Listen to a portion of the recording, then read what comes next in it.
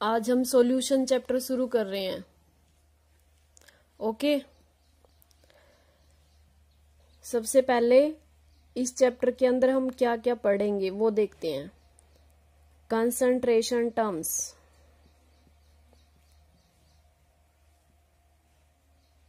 Concentration terms के अंदर जो हम पढ़ेंगे, मास divide by mass percentage, mass divide by volume percentage and volume divide by volume percentage, molarity,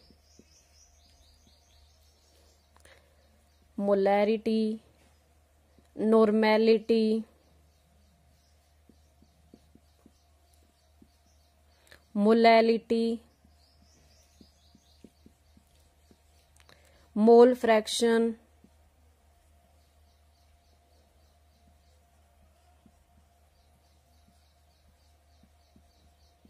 etcetera. ठीक है, ये कंसंट्रेशन हम टर्म्स इस चैप्टर के अंदर पढ़ेंगे सारी की सारी। ओके, सेकंड है हमारा सोल्यूबिलिटी,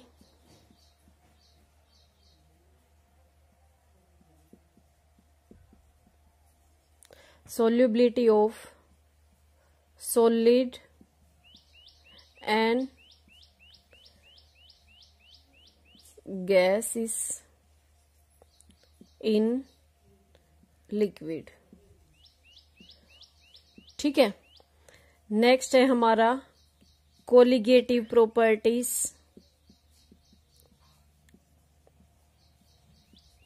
कोलिगेटिव प्रॉपर्टीज हम पढ़ेंगे। इसमें 4 कोलिगेटिव प्रॉपर्टीज होती हैं जो हम डिटेल में पढ़ेंगे। ठीक है, फर्स्ट जो कोलिगेटिव प्रॉपर्टी है वो है रिलेटिव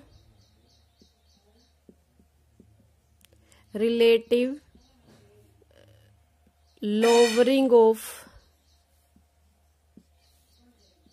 वेपर प्रेशर।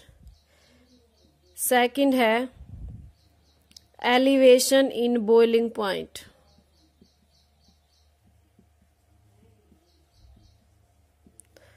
थर्ड है depression in freezing point and fourth is osmotic pressure. Fourth is osmotic pressure and last topic जो हमारा है वो है वांट्स ऑफ फैक्टर। ये कोलिगेटिव प्रॉपर्टीज के ऊपर ही डिपेंड करता है, वांट्स ऑफ फैक्टर। ये सब कुछ हम इस चैप्टर के अंदर पढ़ेंगे। ठीक है, तो यहां पर जो इम्पोर्टेंट है वो ये 4 कोलिगेटिव प्रॉपर्टीज हैं, और जो मोलैरिटी, नॉर्मेलिटी, मोलैलिटी से क्वेश्चन पूछा जाता है और यहां से क्वेश्चन पूछा जाता है। ठीक है, बोर्ड के पॉइंट ऑफ व्यू से मोलैरिटी, नॉर्मेलिटी, मोल फ्रैक्शन और कोलिगेटिव प्रॉपर्टीज से जो क्वेश्चन है वो सबसे ज्यादा पूछे जाते हैं। सोल्यूबिलिटी के अंदर हम पढ़ेंगे, एक आएगा हेनरीज लॉ, वो इम्पोर्टेंट है। तो बोर्ड के पॉइंट ऑफ व्यू से हमारे ये टॉपिक इम्पोर्टेंट है। ठीक है, यहीं से क्वेश्चन आते हैं इस चैप्टर में। ये था हमारा सिलेबस जो हम इस चैप्टर के अंदर पढ़ना है। अब हम हर एक टर्म्स को अलग अलग अच्छे से एक्सप्लेन करके पढ़ेंगे। सबसे पहले तो भाई देखो, चैप्टर का नाम ही देखो, सॉल्यूशन है। सॉल्यूशन क्या होता है? Solution, it is defined as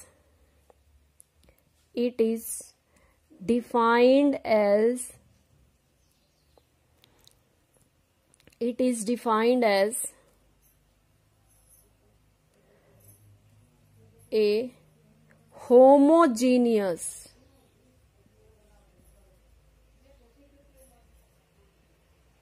mixture of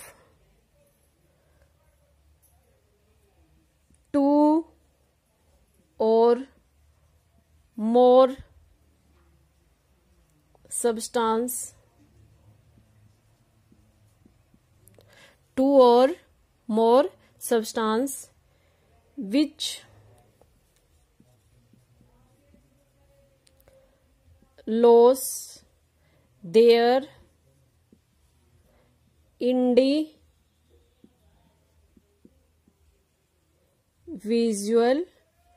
properties, which lose their individual properties, या फिर क्या कह सकते हैं हम यहां पर आइडेंटिटीज,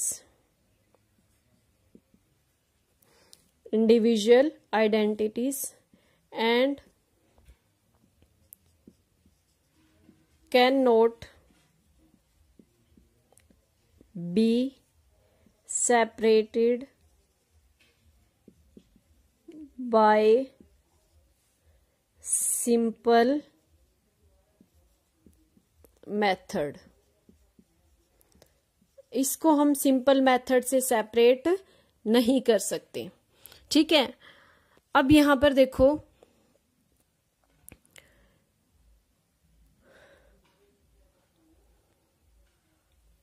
ठीक है, अब यहां पर देखो, it is a homogeneous mixture. Homogeneous mixture क्या होता है? जिसमें यूनिफॉर्म हो। जैसे क्या है, हमने क्या ले रखा है, एक लिक्विड ले रखा है, सॉल्यूशन है हमारे पास, इसके यहां पर भी 2 मोल हो, इस कोने में भी 2 मोल होने चाहिए, ठीक है, यहां पर भी 2 मोल हो। मीन्स क्या हो, जो सॉल्यूशन है वो हर एक पार्ट में यूनिफॉर्म प्रॉपर्टीज, एक जैसा हो, पूरा का पूरा सॉल्यूशन कैसा हो, यूनिफॉर्म हो, उसकी प्रॉपर्टीज हर एक कॉर्नर में कैसी होनी चाहिए, यूनिफॉर्म होनी चाहिए। 2 और मोर सब्सटेंसेस, जो 2 और 2 से ज्यादा सब्सटेंसेस से मिलकर बना होता है। तुम्हारे सिलेबस में सिर्फ 2 सब्सटेंसेस के लिए है। विच लॉस देयर इंडिविजुअल प्रॉपर्टीज, वह अपनी इंडिविजुअल प्रॉपर्टीज या फिर आइडेंटिटीज को लॉस कर देती हैं। जैसे हम क्या कर रहे हैं, शुगर को वाटर के अंदर जब हम डिजोल्व करते हैं तो जो शुगर सॉल्यूशन बनता है हमारे पास, उसमें शुगर और वाटर, उनकी जो अलग अलग इंडिविजुअल प्रॉपर्टीज है उनको ये खत्म कर देते हैं। ठीक है, इंडिविजुअल प्रॉपर्टीज इनकी खत्म हो जाती है और यहां पर क्या बन जाता है, solution. And can not be separated by simple method, इनको हम सिंपल मेथड से सेपरेट नहीं कर सकते, लाइक फिल्ट्रेशन।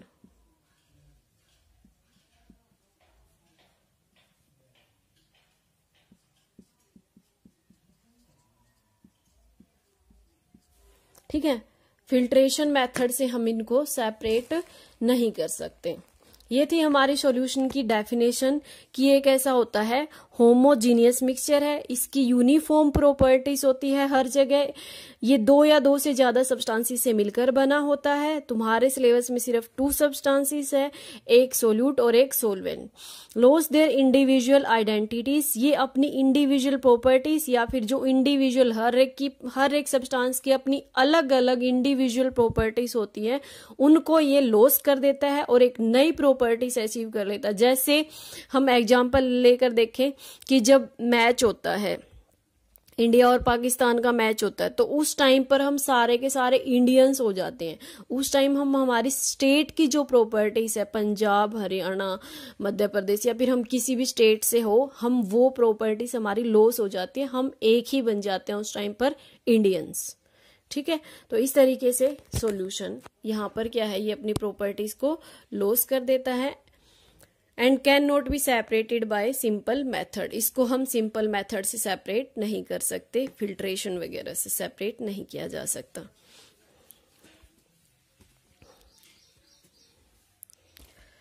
उसके बाद है सॉल्यूशन के कंपोनेंट।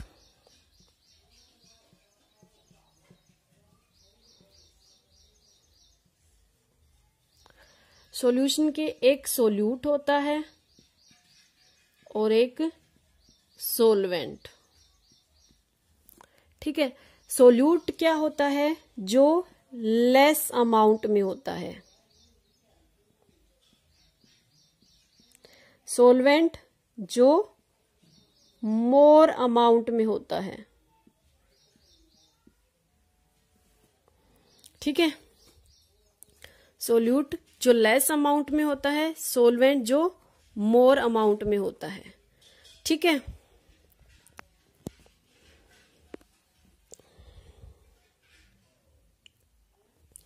उसके बाद है यहां पर, अब जैसे सोलवेंट और सोल्यूट का हम दूसरे इस मेथड से भी कर सकते हैं कि सोल्यूट जो है वो दूसरा क्या बोल सकते हैं, सॉल्यूशन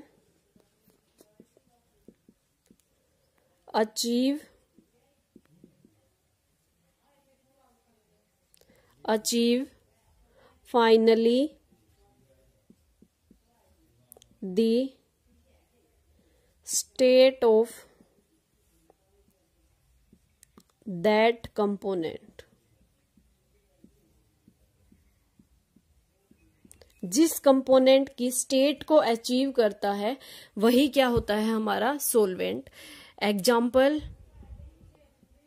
शुगर प्लस वाटर, ठीक है। शुगर और वाटर को हमने डिजोल्व किया। शुगर क्या है, सॉलिड है, और वाटर क्या है, लिक्विड है। जब हम इन दोनों को मिक्स कर देते हैं तो यहां पर जो शुगर सॉल्यूशन बनता है, शुगर सॉल्यूशन बनता है, उसकी स्टेट कैसी होती है, लिक्विड। तो यहां पर सोलवेंट क्या हो गया, वाटर, ठीक है। तो सोलवेंट उसको बोलते हैं जो जिस स्टेट को हमारा सॉल्यूशन अचीव करता है, चाहे वो सॉलिड हो या फिर लिक्विड हो, उसी को हम क्या कहते हैं, सोलवेंट कहते हैं, ठीक है। जैसे तुम्हें अगर ये बोल दे 20% इथेनॉल,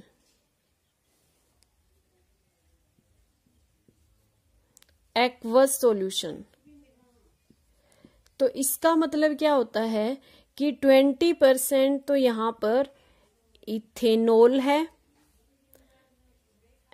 एंड 80% वाटर है। तो यहां पर लेस अमाउंट में क्या है, इथेनॉल, एंड मोर अमाउंट में क्या है, वाटर।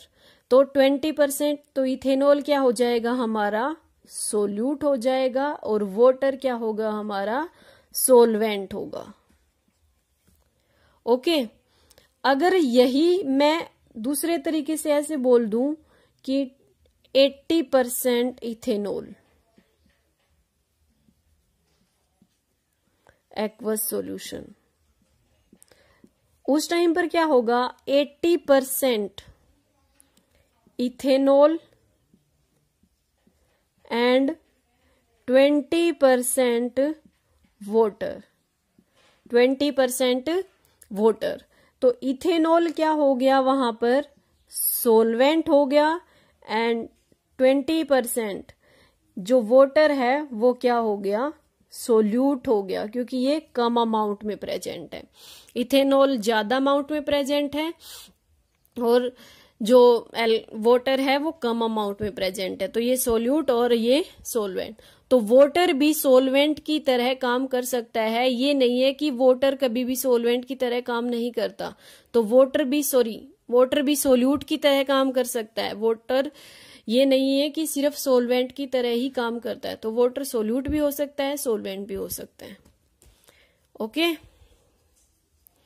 अब हम करते हैं कंसंट्रेशन टर्म। कंसंट्रेशन टर्म्स, सबसे पहले हम डिपेंड कर यहां पर दो टाइप से करते हैं इनको, mass related, volume related, mass related and volume related. Mass related में क्या आएगा, mass divide by mass percentage. कई बार इसको यहां पर ये भी लिख सकते हैं भाई, wait divide by weight percentage. Mole fraction,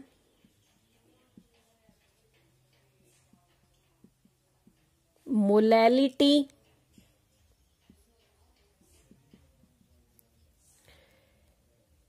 ppm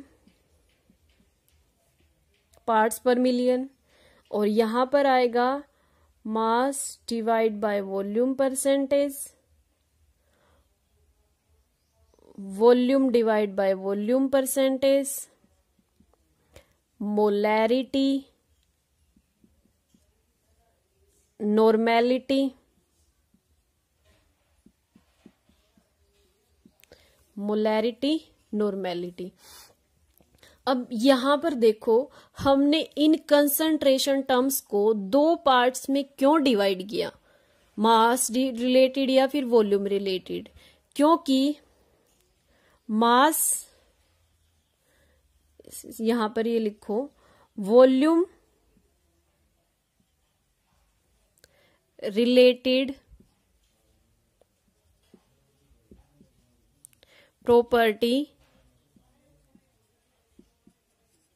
is change with temperature, change with or depend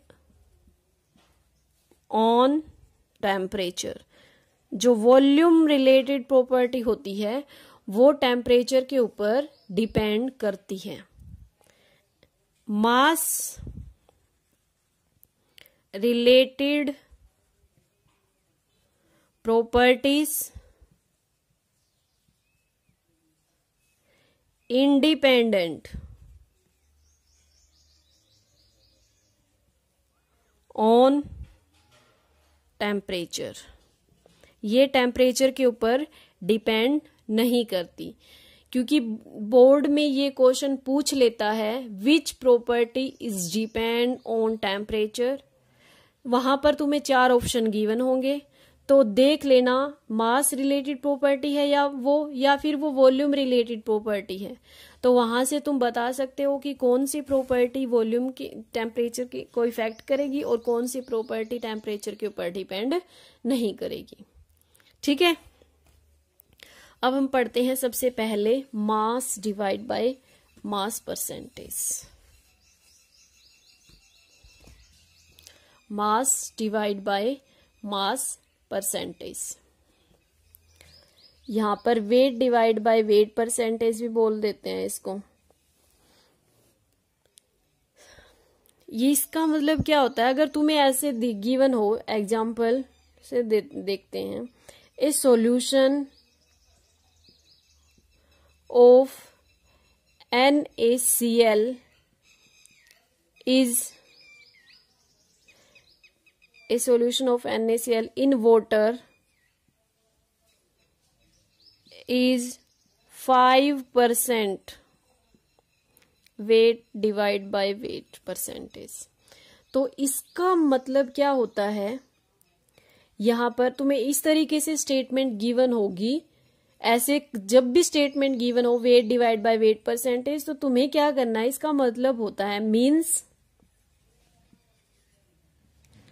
5 gram NaCl, यहां पर सोल्यूट क्या है NaCl, तो 5 ग्राम NaCl इज डिजोल्व इन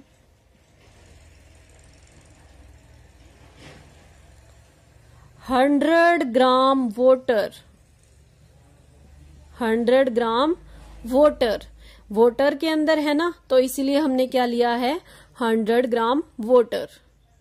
ठीक है, weight divide by weight percent है, तो यहां पर भी ग्राम, यहां पर भी ग्राम, यहां पर भी मास, यहां पर भी मास। अब इसका wait divide by weight percent का फॉर्मूला क्या होगा, मास of solute divide by mass of solution. ध्यान रखना यहां पर किसका मास लेना है, सॉल्यूशन का, इनटू में 100। परसेंटेज निकाल रहे हैं हम, तो इसीलिए हमने किससे मल्टीप्लाई कर दी, 100 से मल्टीप्लाई करनी है। ठीक है, तो ये हमारे पास फॉर्मूला हो गया। सॉल्यूशन, मास ऑफ सॉल्यूशन कैसे निकलेगा, मास ऑफ सॉल्यूशन, अगर तुम्हें अलग अलग गिवन हो, मास ऑफ सॉल्यूशन अगर अलग अलग गिवन हो तो कैसे करोगे, मास of solute plus mass of solvent, ठीक है, मास ऑफ सोलवेंट। ओके, अब इसको नोट डाउन कर लो जल्दी से, फॉर्मूले को नोट डाउन करो, फिर हम इसके क्वेश्चन करते हैं। Wait divide by weight percentage के क्वेश्चन से तुम्हें अच्छे से कंसेप्ट क्लियर हो जाएगा। इसको बेस वीडियो को पॉज करके तुम नोट डाउन कर सकते हो। अपने साथ साथ में नोट्स बना लो जल्दी से, क्योंकि बाद में तुम्हारे पास इतना टाइम नहीं बचेगा। अभी तुम्हारे पास बहुत टाइम है, पूरा दिन तुम फ्री ही रहते हो। तो और साथ साथ में जिन बच्चों के पास बुक्स हो, बुक्स से भी कवर करने की कोशिश करें। ओके, अब हम देखते हैं यहां पर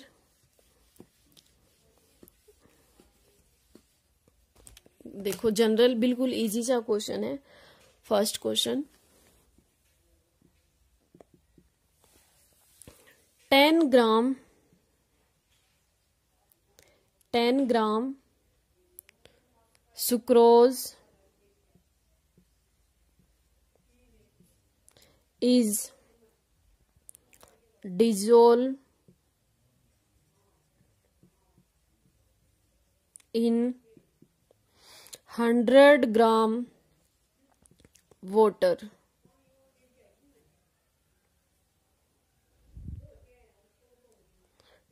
(200 gram water). Find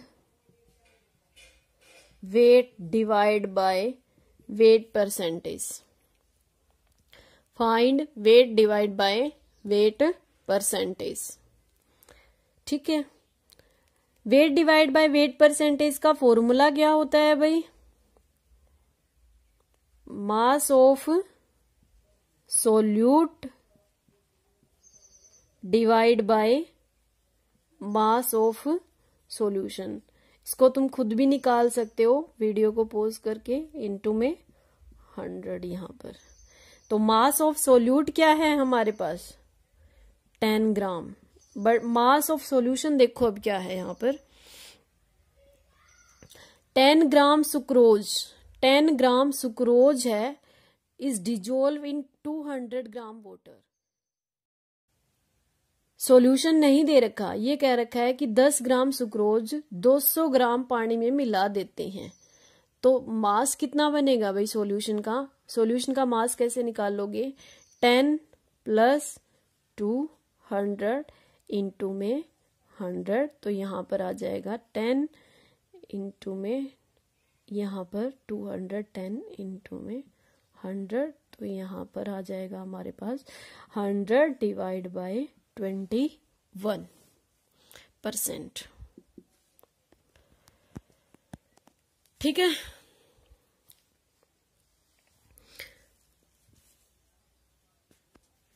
नेक्स्ट है क्वेश्चन।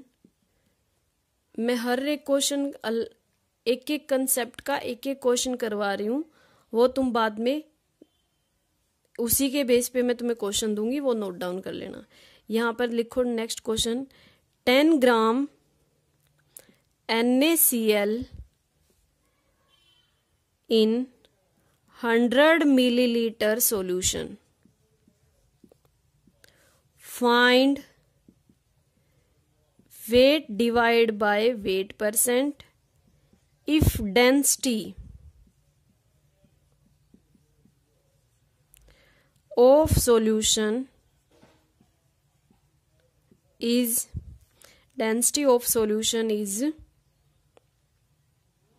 1.2 ग्राम पर मिलीलीटर। ये है हमारे पास क्वेश्चन। देखो, 10 ग्राम NaCl इन 100 मिलीलीटर सॉल्यूशन। NaCl का मास दे रखा है 10 ग्राम और वॉल्यूम दे रखा है सॉल्यूशन का। हमें निकालना क्या है, weight divide by weight percent, density दे रखी है। तो weight divide by weight percent का फॉर्मूला क्या होता है, mass of solution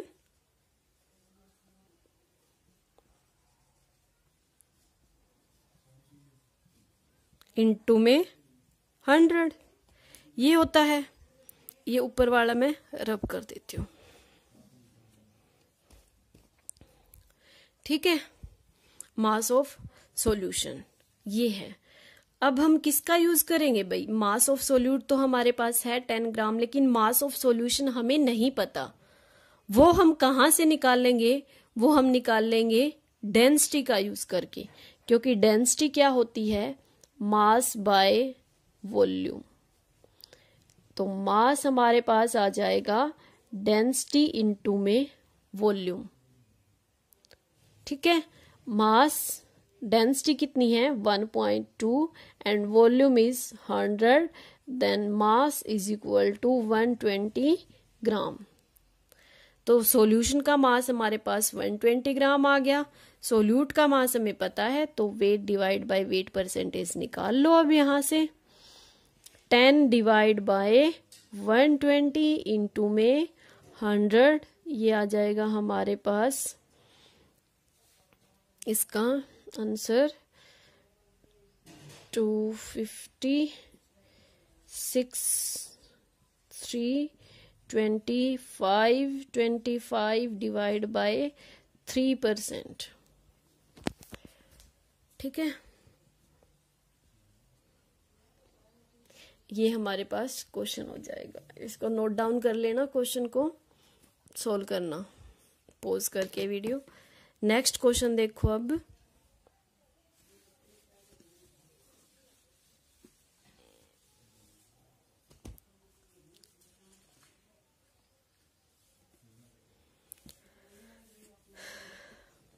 अब है हमारे पास volume divide by volume percentage. तो volume divide by volume percentage का मतलब क्या है? जैसे अगर तुम्हें गिवन हो, इस तरीके से दे रखा हो, ए HCl solution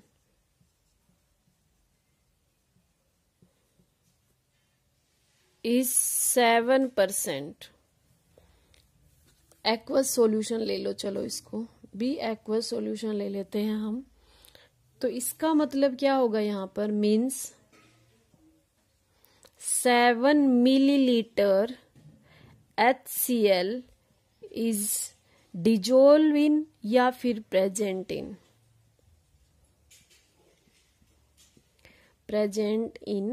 100 millilitre solution.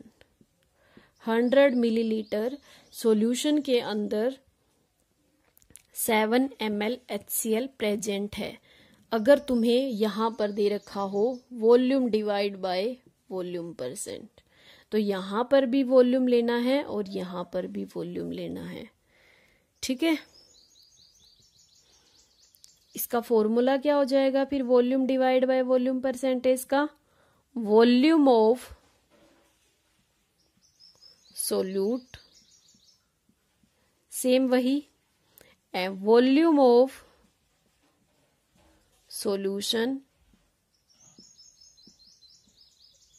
Into में 100, ठीक है। नोट डाउन करो, फिर हम इसको रब करके आगे करते हैं।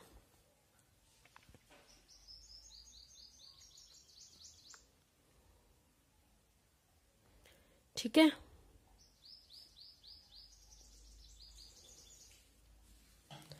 अब हमारी जो है इंपॉर्टेंट टर्म है इन तीनों में सबसे ज्यादा, वो है weight divide by volume percentage. जैसे a sugar solution, a sugar aqueous solution is 5% weight divide by volume। तो इसका मतलब क्या हो जाएगा हमारे पास? मीन्स 5 ग्राम, अब वेट है ना ऊपर, तो इसलिए हमने यहाँ पे क्या लिया? 5 gram sugar is present in is present in 100 milliliter solution. ठीक है, 100 मिलीलीटर सॉल्यूशन, 5 ग्राम शुगर। यहां पर हमने मास लिया है, यहां पर हमने वॉल्यूम लिया, क्योंकि मास डिवाइड बाय वॉल्यूम या फिर wait divide by volume percentage हम कर रहे हैं। ठीक है, अब इस फॉर्मूला क्या हो जाएगा फिर इसका, wait divide by volume percentage का मास ऑफ, ऊपर मास है तो ऊपर मास ही लेंगे, मास of solute divide by volume, नीचे वॉल्यूम है तो वॉल्यूम लेंगे, वॉल्यूम ऑफ सॉल्यूशन इनटू में 100। ठीक है, ये उसी तरीके से है जैसे हम हमारे नंबर की परसेंटेज निकालते हैं ना, जैसे हमारे x नंबर, कितने भी नंबर आगे, divide by total number into में 100 से मल्टीप्लाई करते हैं परसेंटेज के लिए। तो नीचे हमें सॉल्यूशन का लेना होता है टोटल, और ऊपर हमें जितने हमारा प्रेजेंट होता है। ठीक है, अब क्वेश्चन देखो इसके बेस पे। First question,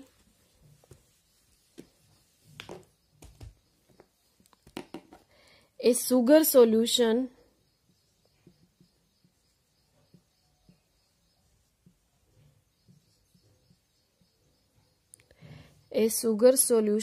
is 10% weight divided by volume. Find weight divided by weight percent if density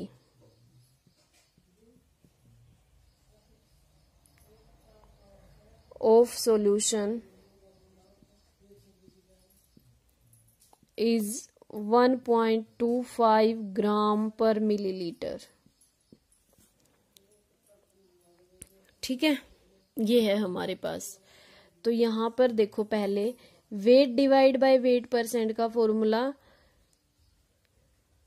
wait of sugar divide by total weight, solution का मास इनटू में 100, ये होता है हमारे पास। Mass of sugar means mass of solute divide by total mass, mass of solution into में 100, ये होता है। ठीक है, लेकिन यहां पर ये कह रहा है कि 10 ग्राम, तो इस 10% का मतलब क्या है कि 10 gram sugar is present in 100 millilitre solution. 100 millilitre solution के अंदर 10 ग्राम शुगर है। तो यहां से हमें क्या मिल गया, शुगर का मास मिल गया और वॉल्यूम ऑफ सॉल्यूशन मिल गया। वॉल्यूम ऑफ सॉल्यूशन का यूज करके डेंसिटी क्या होती है, मास बाय वॉल्यूम। ठीक है, अब यहां पर हमें डेंसिटी पता है 1.25 इनटू में वॉल्यूम पता है 100, तो क्या आ जाएगा हमारे पास, मास कितना आ गया, ये मास इज इक्वल टू 125 ग्राम। ये हमें मास मिल गया। ठीक है, मास ऑफ सॉल्यूशन, ये सॉल्यूशन का मास हमें मिल गया। ओके, अब यहां पर पुट कर दो, शुगर का कितना है 10 ग्राम, सॉल्यूशन का कितना है 125 ग्राम इनटू में 100, ये परसेंटेज आ जाएगी हमारे पास। इसको सोल्व करेंगे हम तो 8% आ जाएगा, इसको सोल्व करेंगे जब हम। ठीक है, 8%। क्वेश्चन नोट डाउन करो, फिर आगे करते हैं। जो तुम्हें क्वेश्चन करना है होमवर्क के लिए वो यही है। इफ, अगर मैं यहां पर रिवर्स कर देती हूँ इसको, 10% यहां पर question, A sugar solution is 10% weight divided by weight percent. Find weight divided by volume percent if density is 1.25 ग्राम पर मिलीलीटर। ठीक है, इस क्वेश्चन को सोल्व करोगे और इसका आंसर मैं वीडियो डालूंगी, वहां पर कमेंट बॉक्स में इसका आंसर लिख देना। देखती हूं मैं किस किस बच्चे का आंसर सही आता है। ठीक है,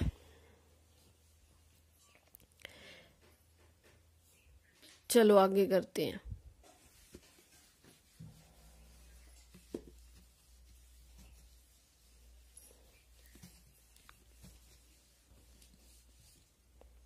नेक्स्ट क्वेश्चन है जो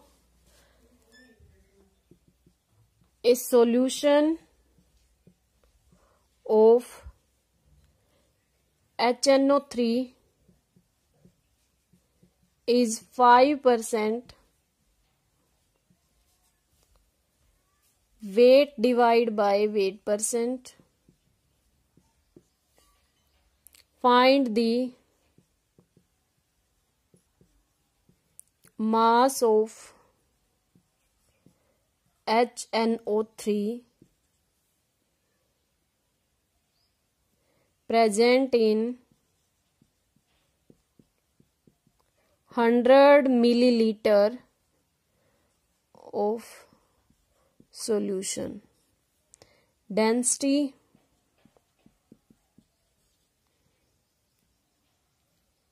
of solution is 1.4 ग्राम पर मिलीलीटर। अब यहां पर देखो, wait divide by weight percent है हमारे पास गिवन। उसका फॉर्मूला क्या होता है? Weight of HNO3 divide by weight of solution into में 100, ये होता है। ठीक है, वेट ऑफ HNO3 हमें निकालना है कि कितना HNO3 प्रेजेंट है 100 ml सॉल्यूशन के अंदर, हमें ये बताना है। तो ये कैसे निकलेगा? मास क्या यहां पर? Density, mass by volume. यहां पर हमें क्या लेना है? मास ऑफ सॉल्यूशन, वो निकाल लेंगे, ये हमें पता है। तो ये हमारे पास आ जाएगा क्वेश्चन में, ये हमें फाइंड आउट करना है। अगर हमने ये फाइंड आउट कर लिया, ये हमें गिवन है, तो ये हमारे पास निकल जाएगा। ये कहां से निकाल लेंगे हम? डेंसिटी का यूज करके। डेंसिटी क्या है? Mass by volume. तो मास क्या आ जाएगा? डेंसिटी इंटू में वॉल्यूम। डेंसिटी है 1.4 एंड वॉल्यूम इज 100। डेंसिटी, मास कितना आ गया हमारे पास? 140 ग्राम। ठीक है, अब फॉर्मूले में वैल्यू पुट करो। 5% गिवन था हमें, ये हमें निकालना है, एक्स मान लिया हमने। ठीक है, और मास सॉल्यूशन का कितना है? 140 इंटू में 1000। तो एक्स की वैल्यू यहां से निकाल लो। 5 इंटू में 140 डिवाइड बाय 100, कितना आ जाएगा हमारे पास आंसर? यह आ जाएगा, 0 से 0 कैंसिल हो गई, 5 2 आ गया यहाँ पर, और यहाँ पर 7 ग्राम। ठीक है, हमें क्या निकालना था भाई? देखो यहाँ पर मास ऑफ HNO3 हमें निकालना था कि HNO3 का कितना मास 100 ml सॉल्यूशन के अंदर डिजोल है। हमें वॉल्यूम दे रखा था और weight divide by weight percentage दे रखी थी। तो वॉल्यूम और डेंसिटी का यूज करके हमने क्या निकाला? मास ऑफ सॉल्यूशन निकाला। और मास ऑफ सॉल्यूशन को और वेट परसेंट जो हमें दे रखी थी, उन दोनों की वैल्यू पुट करने के बाद हमें क्या मिल गया? Mass of HNO3। ठीक है, ये हमारे क्वेश्चन सोल्व हो गया। इस वीडियो में सिर्फ इतना ही करेंगे हम। नेक्स्ट वीडियो में हम करेंगे mole fraction, molarity, normality and molality. Okay, video को लाइक करना। ठीक है, और अपनी जो भी प्रॉब्लम्स है, जो भी तुम्हें क्वेश्चंस हो या फिर जो तुमसे क्वेश्चन ना निकल रहा हो, वो वीडियो के कमेंट में बॉक्स में बता देना। ठीक है, ओके भाई।